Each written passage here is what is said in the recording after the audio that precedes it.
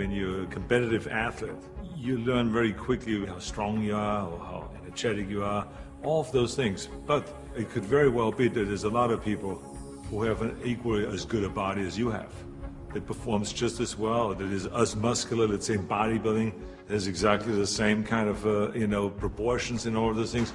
So the question really is what puts you over the top?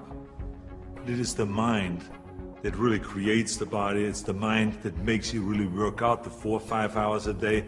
It is the mind that visualizes of what the body ought to look like as the finished product.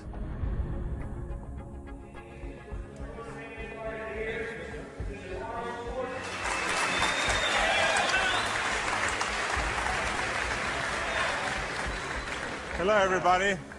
For the last 2 years, I've been doing exhibitions like this all over California in various institutions, in prisons, in hospitals and so on. And I've been having a great time, and it's a very satisfying thing for me to do, to spend one day every month to come to one of those places and to help the guys with their training and so on. When I used to do seminars on how to become a champion, I would always ask people, why do you want to be a champion? Or what do you want to accomplish? Why are you training? And they will, if a guy will get up and he will say, well, I want to train because I think that if I get muscular and I feel like I'm getting the kind of definition, then I maybe can enter a bodybuilding competition. I said, sit down. I said, if you think this way, you're going to be a loser. You're never going to make it because there's no maybe. You got to get up and say, I want to be a champion. And I do whatever it takes, the amount of hours it takes, the posing, the this, the that, the visualization, looking at training footage, looking at motivational books, reading this, reading, whatever it takes, I would do. That's the answer I want to hear from you. You can detect right away those that are going to be shaky and that will fall behind and they will not go all the way, and those that are very hungry. And that hunger you have to develop because you have to create a goal for yourself, whatever that may be, a short-term goal and a long-term goal, and you got to go after that. And if you do not see it, and if you do not believe it, who else will? The body is very important, but the mind is more important than the body. You have to visualize what that body ought to look like in order to make it win, because that's what creates then the will that you need to go to the gym every day.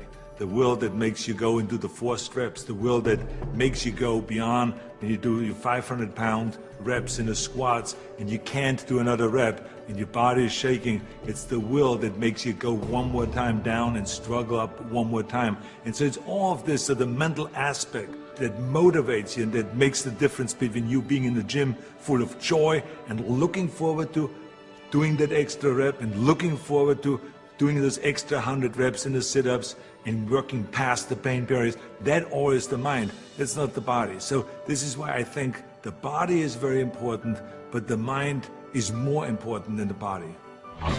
So you got to go to the gym and feel like every rep that you do is getting you one step closer to that goal, to make that vision that you have turn into reality. And that's why when you look at pumping iron, for instance, you can see that we always had great joy in the gymnasium. And people always were saying, why would you laugh and have a good time? You're working at 5 hours. Well, we did because I knew that every workout, every 5 hours would get me closer to becoming the Mr. Olympia or the Mr. Universe or the Mr. World and all those things. And I think that if you think that along the way you're not going to fail, then you're blind. Because there's no one that I've ever met, no matter how successful they are, that haven't said that they had their failures along the way. You have to. I mean, the only way that you really know that you can lift 500 pounds is if you're willing to fail.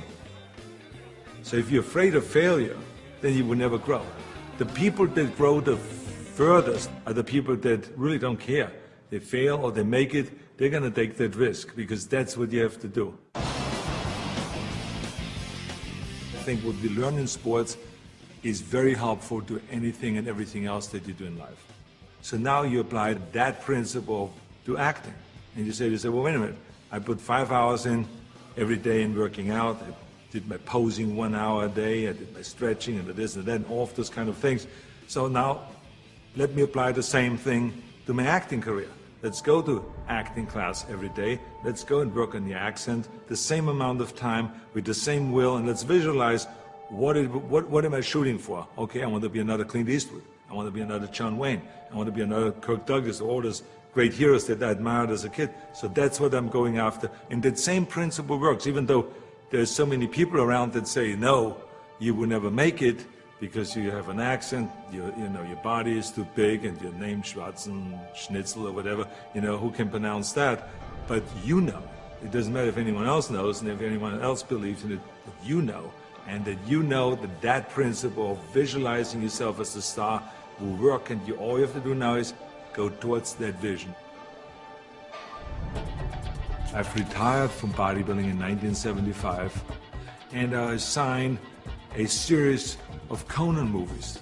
Here I was, big studio behind you, budget $20 million, of course, which was in those days is an equivalent of today, $150 million. I was going to Australia to be a judge at the Mr. Olympia competition. But then all of a sudden, I thought, I should compete.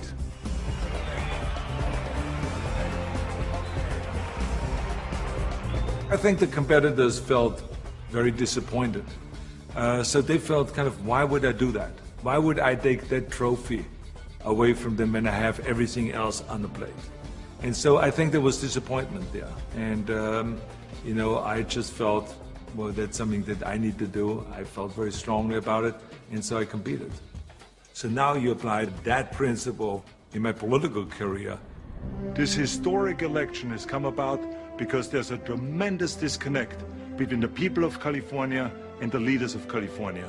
I'm running for governor to lead a movement for change. I want to be the people's governor.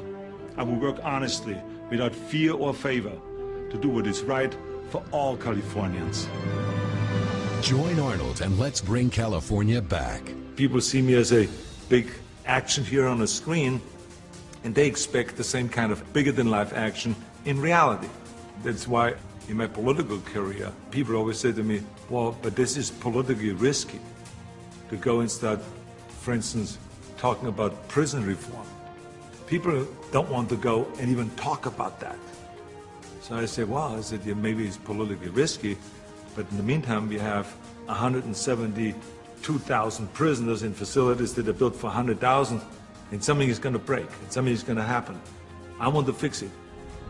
I feel very strong that I can bring people together. I feel very strong that I could unite Democrats and Republicans, all of those things. And I knew exactly what needed to be done to turn the economy around, to bring jobs back, to bring businesses back, to reform, workers' compensation, and to do all of those things. I knew there's certain things that we have to do to turn the economy around and to make people in California feel like that this is, in fact, a golden state. And true enough, after I have announced, and after I ran, and after I won, all of the things that I've planned became a reality. I always use bodybuilding as an example for a lot of things that I do. If it is talking about the budget, if it's talking about the environment, if it's talking about prison reform, somehow I always get in my experience of what I've learned in bodybuilding and then somehow tie it in of what I'm doing today. I have learned a tremendous amount, and every day still is a learning experience.